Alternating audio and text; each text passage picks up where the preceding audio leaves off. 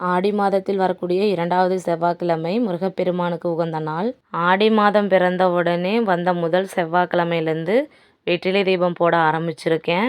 11 வாரங்கள் எண்ணிக்கையில் இந்த வெற்றிலை தீபத்தை போட போகிறேன்.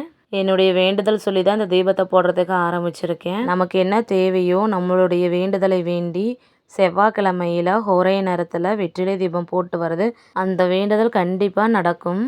முருகப்படம் இருக்கா, பன்னீரால் நல்லா சுத்தம் பண்ணி மஞ்சள் குங்குமம் வச்சு செவ்வரளி பூவை வச்சுக்கலாம். இல்லை சிலைகள் இருக்குது அப்படின்னா ஒற்றைப்படையில் எத்தனை அபிஷேகங்கள் வேணாலும் பண்ணி அவங்களுக்கு மஞ்சள் குங்குமம் வச்சு பூக்களால் அலங்காரம் பண்ணலாம். எனக்கு செவ்வரளி பூ கிடச்சிது. நான் முருகப்பெருமானுக்கு அதை வச்சிட்டேன். 6 வெத்தலை எடுத்து காம்பு கிள்ளி மஞ்சள் குங்குமம் வச்சு 6 அகல் விளக்கு எடுத்து நெய் ஊற்றி திரி போட்டு தீபம் ஏற்றியிருக்கேன். கோவிலுக்கு போய் முருகப்பெருமானுடைய வழிபாட்டையும் பார்க்கலாம்.